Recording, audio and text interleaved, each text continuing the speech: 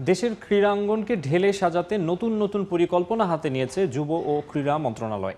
ইতোমধ্যে ফেডারেশনগুলোকে স্বাবলম্বী করতে ১,২৪৪ কোটি টাকা বরাদ্দ দিচ্ছে সরকার। তবে তার জন্য সবার কাছে ৫ বছরের একটি পূর্ণাঙ্গ ক্যালেন্ডার চাওয়া হয়েছে।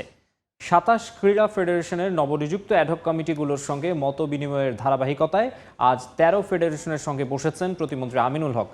এই মুহূর্তে জাতীয় ক্রীড়া পরিষদে আছেন রিপোর্টার জিহাদ আল হাসান। আমরা সরাসরি চলে যাব তার কাছে। জিহাদ,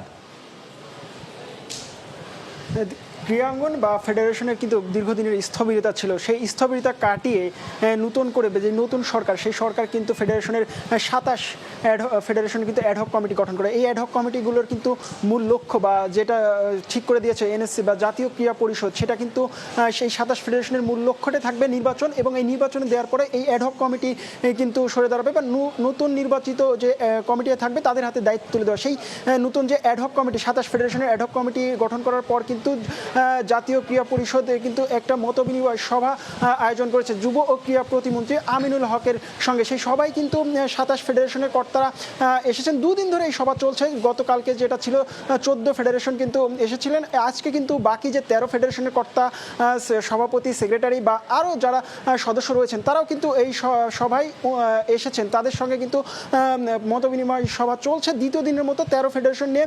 বিশেষ করে যদি বলি যে সভায় কিন্তু প্রত্যেকটা ফেডারেশনের কিন্তু সভাপতিরা কথা বলছেন যে তাদের আসলে চাওয়া পাওয়া বা তাদের প্রতিবন্ধকতাগুলো কি সেগুলো কিন্তু মন্ত্রীকে জানাচ্ছিলেন, এবং তাদের যে লক্ষ্য সেগুলোও কিন্তু বলছিলেন। যেমন কি কালকে যে কথা যদি একটু বলি যে ১,২৪৪ কোটি টাকার যে সিড মানি ঘোষণা করেছে যুব ও ক্রীড়া প্রতিমন্ত্রী আমিনুল হক, সেই সিড মানি কিন্তু প্রত্যেকটা ফেডারেশন কিন্তু একটা করতে যাচ্ছে, যেটা হচ্ছে ক্যাটাগরি অনুযায়ী তাদেরকে এই অর্থ দেওয়া হবে। সেই অর্থ কিন্তু দিয়ে তারা যে একটা কোথাও বাণিজ্যিক বা কোথাও কিন্তু খাটাবেন, সেই অর্থের লাভ্যাংশ যে ৭৫% সেটা কিন্তু ফেডারেশনের ভবিষ্যৎ কাজে কিন্তু কাজ হবে, এবং যে 25% থাকবে সেই 25% কিন্তু আবারও বিনিয়োগ হবে। সেই সিড মানি দিয়ে কিন্তু ফেডারেশনগুলো নিজেরা স্বয়ংসম্পূর্ণ হতে পারবেন। আরেকটি কথা যেটি মন্ত্রী বলেছিলেন যে গতকালকে, সেটাই হচ্ছে প্রত্যেকটা ফেডারেশনকে শুধু নির্বাচন দিয়েই হবে না, এবং বাকি কাজগুলোও কিন্তু করতে হবে। তো এই সব প্রতিবন্ধকতা এবং তাদের চাওয়া পাওয়া বা সামনের ক্যালেন্ডার কী তৈরি হবে, সেই সব কিন্তু একটা